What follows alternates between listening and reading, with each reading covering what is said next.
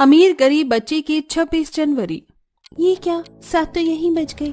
बस स्कूल का गेट न बंद हुआ हो, वरना आज का स्कूल तो मेरा मिस हो जाएगा। स्कूल जाने के लिए लेट हो रही नैना भागती भागती अपने स्कूल पहुंच जाती है और जैसे ही क्लास में एंटर करती है, ये क्या, जिस बेंच पर मैं बैठती थी वो तो क्लासरूम में है ही नहीं। कहाँ गया मेरा बेंच? अब मैं क्या करूँ? टीचर भी आने वाली है, किसके पास बैठूं? नैना इधर उधर देखती है और एक काजल नाम की लड़की के पास जाकर बैठ जाती है। तुम्हारी हिम्मत कैसे हुई मेरे पास बैठने की? उठो यहाँ से, यहाँ पर सिर्फ मेरी बेस्ट फ्रेंड बैठेगी। लेकिन काजल, पूरी क्लास में कहीं पर भी बैठने की जगह नहीं है, मैं कहाँ बैठूं? कोई जगह नहीं है, देखो इतना सारा फर्श खाली है, कहीं पर भी बैठ जाओ। एक काम करो, तुम डस्टबिन के पास जाकर बैठो। वैसे भी तुम्हारी औकात कूड़ेदान के पास बैठने की है ना कि हमारे साथ। अंजलि, काजल, तुम लोग मुझसे इस तरह क्यों बात करते हो? मैं भी तो तुम्हारी क्लासमेट हूँ ना। तुम्हें तो हमें थैंक यू बोलना चाहिए कि हम तुम्हें इस क्लासरूम में बैठने देते हैं, वरना तुम तो इस क्लासरूम में बैठने के भी लायक नहीं हो। गरीब कहीं की, अब खो क्या रहे हो? जाओ यहाँ से। तीनों अमीर स्टूडेंट नैना का स्कूल बैग उठाकर जमीन पर फेंक देती हैं। बेचारी नैना अपने स्कूल बैग से निकली हुई बुक्स को वापस उसमें रख रही होती है कि तभी उसकी क्लास टीचर कोमल आती है। टीचर, अलीशा, अंजलि और काजल ने मेरा स्कूल बैग नीचे फेंक दिया और कोई भी मुझे अपने पास बैठने नहीं दे रहा।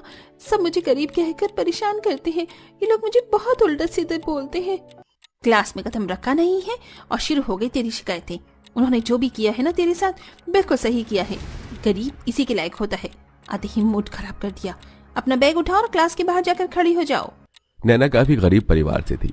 उसके चलते नैना के स्कूल में भी उस क्लास में मौजूद सभी अमीर बच्चे उसका काफी मजाक उड़ाते थे। यहाँ तक कि नैना की क्लास टीचर कोमल भी उसे कुछ ज्यादा खास पसंद नहीं करती थी। ऐसे ही समय गुजरता है और अब 26 जनवरी आने वाली होती है। बच्चों, जैसा कि आप सब जानते हैं कि 26 जनवरी के लिए हमारे स्कूल में एनुअल फंक्शन हो रहा है। इसमें हमारी क्लास के बच्चे भी पार्टिसिपेट करेंगे। आप में से जो भी बच्चा सिंगिंग कंपटीशन में पार्टिसिपेट करना चाहता है वो आकर मुझे अपना नाम लिखवा लीजिए।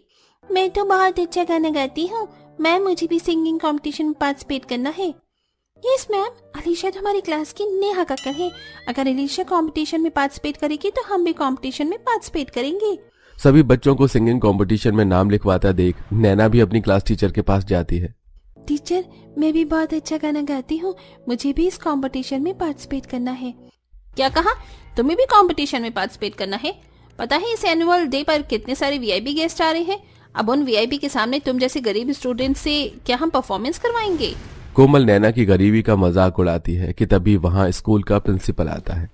सभी स्टूडेंट्स के नाम लिख रही है ना आप कंपटीशन के लिए? लिखिए। और आप सभी बच्चों, सिंगिंग के अलावा भी काफी सारे कंपटीशन हो रहे हैं। जिसको जिस पर इंटरेस्ट है वो सब इस कंपटीशन में पार्टिसिपेट करेंगे, ठीक है? प्रिंसिपल के आ जाने की वजह से कोमल नैना को कुछ कह भी नहीं पाती। कोमल को न चाहते हुए भी नैना का नाम कंपटीशन में लिखना पड़ता है। अगले दिन से जब सभी बच्चे सिंगिंग कंपटीशन की तैयारी करते हैं। अलीशा, तुमने सोचा कि हम कंपटीशन में कौन सा गाना गाएंगे? मुझे तो कोई भी गाना समझ नहीं आ रहा है। टीचर ने कहा था कि हमें देशभक्ति का ही कोई गाना गाना होगा। मेरे दिमाग में तो बस आइडिया वाले सॉन्ग ही चल रहा है, लेकिन ये मुझे इतना पसंद नहीं आ रहा। तुम लोग कोई अच्छा सॉन्ग सोचो ना। अलीशा अपनी सहेलियों के साथ 26 जनवरी पर गाए जाने वाले गाने के बारे में सोच रही होती है कि तभी वहाँ नैना आती है। अरे अलीशा, तुम इतना परेशान क्यों हो रही हो? पता है मैंने सिंगिंग कंपटीशन के लिए गाना सोच लिया है। हम लोग मेरा मुल्क मेरा देश सॉन्ग गाएंगे। ये बहुत अच्छा देशभक्ति का गाना है। अच्छा, तो तुम अब हमें सिखाओगे कि मैं कौन सा गाना गाऊं, कौन सा नहीं? टीचर ने भले ही तुम्हारा नाम इस कंपटीशन में लिखा है, लेकिन तुम हमारे साथ गाना नहीं गाओगी। लेकिन क्यों अलीशा? मेरा भी बहुत मन है 26 जनवरी पर सबके साथ में गाने का। तुम कहो तो मैं सबसे पीछे खड़ी हो जाऊंगी। एक बार में कहा, समझ नहीं आया क्या? जाओ यहाँ से और हमें डिस्टर्ब मत करो। नैना उदास होकर ग्राउंड में जाकर बैठ जाती है। अलीशा अपने सभी दोस्तों के साथ नैना के बताए हुए गाने की ही प्रैक्टिस करती है। जैसे जैसे दिन गुजरते हैं और वैसे वैसे 26 जनवरी का दिन करीब आ रहा होता है।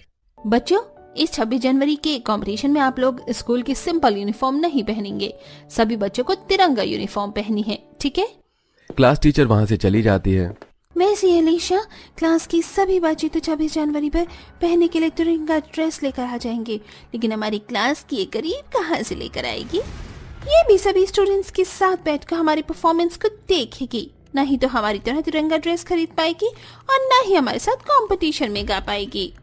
बेचारी नैना उदास होकर घर आती है और सारी बात अपनी माँ को बताती है। मैं आपकी अच्छी बच्ची हूँ ना, मैं भी कभी किसी चीज के लिए आपसे जिद नहीं करती। प्लीज आप मुझे इस बार 26 जनवरी के लिए एक तिरंगा ड्रेस दिला दो। सभी बच्चे ये ड्रेस पहनकर पार्टिसिपेट करेंगे। नैना बेटा, तुम तो जानती हो कि पापा का काम 2 महीने से बिल्कुल बंद पड़ा है। मैं भी बड़ी मुश्किल से लोगों के घर में झाड़ू पोंछा करके घर का खर्चा चला पाती हूँ। मेरे पास जो पैसे हैं वो मैं तुम्हारी स्कूल फीस के लिए रखती हूँ। अगर उनसे मैं तुम्हारे लिए ड्रेस लेकर आ गई तो स्कूल की फीस कैसे भरूंगी बेटा? अपनी माँ को माफ कर देना, लेकिन मैं तुमसे वादा करती हूँ कि मैं तुम्हारे लिए अगले साल जरूर एक अच्छी सी तिरंगा ड्रेस लेकर आऊंगी। जहाँ एक तरफ नैना अपनी तिरंगा ड्रेस को लेकर परेशान थी, वहीं क्लास में अमीर बच्चे नैना को अपने साथ कभी भी प्रैक्टिस के लिए नहीं बुलाते थे। तुम लोग प्रैक्टिस कर रहे हो ना, मुझे भी अपनी प्रैक्टिस में बुला लो। पता है मैंने तो कल रेडियो में गाना सुनकर उसे अच्छे से याद भी कर लिया है। अच्छा, तुम्हें हमारे साथ प्रैक्टिस करनी है? ठीक है, लेकिन उससे पहले तुम्हें हमारे साथ पानी की बोतल भर कर लानी होगी। बेचारी नैना सभी बच्चों के पानी की बोतल भर के लाती है। कभी कोई उससे कैंटीन से कुछ खाने के लिए मंगवाता तो कभी अपना कुछ और सामान मंगवाता, और इसी में ही 1 से 2 घंटे निकल जाते हैं। अब तो मुझे अपने साथ प्रैक्टिस करने दो ना, मैं तुम सबके सारे काम भी कर दिए हैं। लेकिन अभी तो हमारी क्लास का टाइम हो गया है और हम क्लास मिस नहीं करते। कोई बात नहीं, तुम कल आ जाना टाइम से। अलीशा हर रोज नैना को बुलाती है, लेकिन प्रैक्टिस करवाने की जगह उससे अपने सारे काम करवाती है, और ऐसे ही कुछ दिन और गुजर जाते हैं। मेरे घर में इतना पुराना सफेद कपड़ा रखा हुआ था और मैंने देखा ही नहीं। लगता है काफी पुराना है। एक काम करती हूँ, इसी कपड़े पर नारंगी और हरे रंग का कपड़ा लगाकर सिल देती हूँ और अपनी बेटी के लिए एक तिरंगे जैसी फ्रॉक बना दूंगी। जयंती जुगाड़ करके उसे सफेद कपड़े पर नारंगी और हरे कपड़े लगाकर सिल देती है, और 1 से 2 दिन की मेहनत के बाद आखिरकार जयंती नैना के लिए सुंदर तिरंगे की फ्रॉक बनाती है। ये फ्रॉक तो बहुत ज्यादा सुंदर है, इसे पहनकर तुम्हें बहुत अच्छी लगूंगी ना? हाँ मेरी बच्ची, तुम बहुत अच्छी लगोगी। एक बार पहनकर तो दिखाओ कैसी लग रही हो। जैसे ही वो फ्रॉक पहनती है तो बड़ी प्यारी लगती है, जिसे देख जयंती भी काफी खुश होती है। और अब सिर्फ 26 जनवरी को 3 से 4 दिन रह गई थी।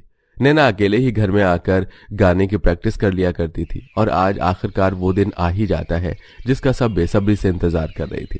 नैना सुबह सुबह उठकर अपनी माँ की बनाई हुई फ्रॉक पहनती है और तैयार होकर स्कूल चली जाती है। सभी अमीर बच्चे प्रैक्टिस रूम में प्रैक्टिस कर रहे होते हैं। तुम लोग फाइनल प्रैक्टिस कर रहे हो ना? मैं भी घर से काफी अच्छे से प्रैक्टिस करके आई हूँ। हम सब मिलकर एक बार और प्रैक्टिस करते हैं। अच्छा, तुम्हें प्रैक्टिस करनी है? चलो करते हैं। सभी बच्चे नैना को धक्का देकर क्लासरूम का गेट बाहर से बंद कर देते हैं और स्टेज पर गाने के लिए चले जाते हैं। दरवाजा खोलो, मुझे भी स्टेज पर गाना है। खोलो।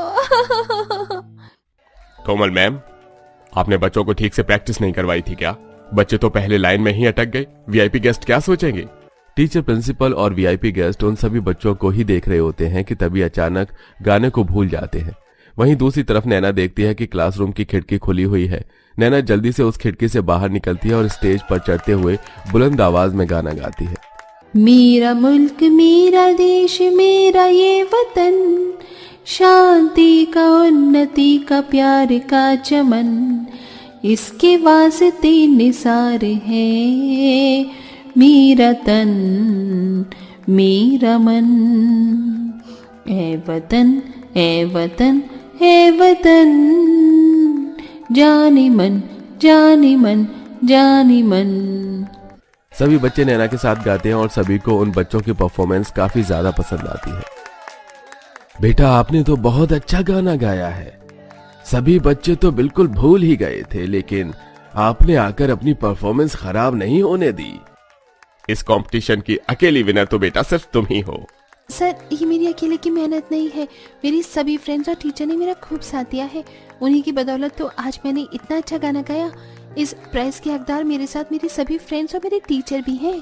नैना अपना प्राइज सभी स्टूडेंट और टीचर के साथ शेयर करती है, जिसके चलते कोमल और सभी अमीर बच्चों को अपनी गलती का एहसास होता है। और अब क्लास टीचर और सभी अमीर स्टूडेंट, खास तौर पर अलीशा, नैना के साथ अच्छा बर्ताव करते हैं और हंसी खुशी ही रहते हैं। मैडम, हमारी बात सुनिए, हमने कुछ नहीं किया है। आपको कोई गलतफहमी हुई है। मुझे कोई गलतफहमी नहीं हुई है। तुम्हारी देवरानी ने ही तुम चारों के नाम पर कंप्लेंट करी है। तुम चारों अपनी देवरानी के ऊपर अत्याचार करते हो ना, उससे काम करवाते हो और खुद आराम करते हो।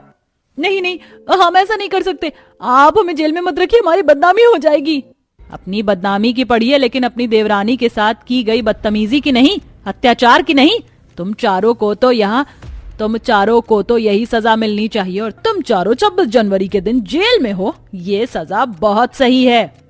हमारी देवरानी ने झूठी कंप्लेंट करी होगी, आपको कोई गलत फहमी होगी। हम ऐसा कर ही नहीं सकते। अरे हम तो अपनी देवरानी से बहुत प्यार करते हैं। ये कैसी देवरानी थी जो अपनी ही जेठानियों के नाम पर झूठी कंप्लेंट कर रही थी और उन्हें पुलिस स्टेशन तक पहुंचा दिया। इस अनोखी देवरानी के बारे में थोड़ा अच्छे से जानते हैं और कहानी को पीछे लेकर चलते हैं। सुमन, निधि, महक और नीतू चारों एक साथ एक घर में रहती हैं। ठंड का मौसम था। अरे ठंड बहुत ज्यादा हो रही है, मुझसे काम नहीं होगा। तुम तीनों आज काम करो, बहुत ठंड लग रही है मुझे तो। दीदी, ठंड क्या आपको ही लगती है, हमें नहीं लगती? अरे मैंने कल रात बर्तन धोए थे और खाना भी बनाया था। अब मैं काम नहीं करूंगी, आज आप लोगों में से कोई काम करो। अरे महक, अगर देवरानी आ जाती ना तो हम उसको ही बेवकूफ बनवा कर उससे काम करवा लेते। हम चारों ही फ्री रहती फिर।